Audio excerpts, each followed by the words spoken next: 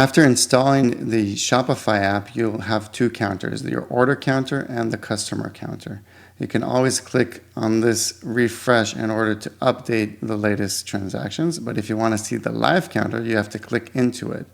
On this page, you'll be able to choose a custom background and also change the colors of your counter and customize it so that it feels on brand. You'll also be able to choose how many digits you want it to show, and you can also change the duration or the time frame for the data that you want to show on your counter. If you have a pro subscription, you'll also be able to go through and pick from over 70 different sounds for your counter. If you'd like the counter to make a sound while on this page, click on mute and unmute.